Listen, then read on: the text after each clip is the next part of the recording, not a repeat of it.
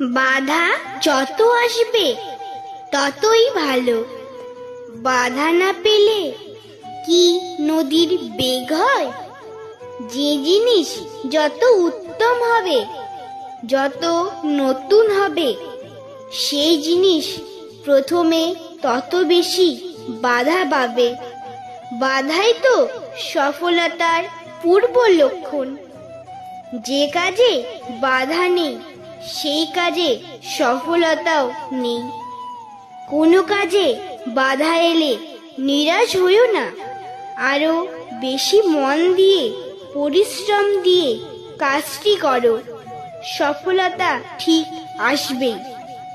গীতায় স্পষ্ট লেখা আছে যে দুঃখ ভোগ করে সে ভবিষ্যতে সুখ ভোগ করতে পারে, কিন্তু যে কষ্ট দেয়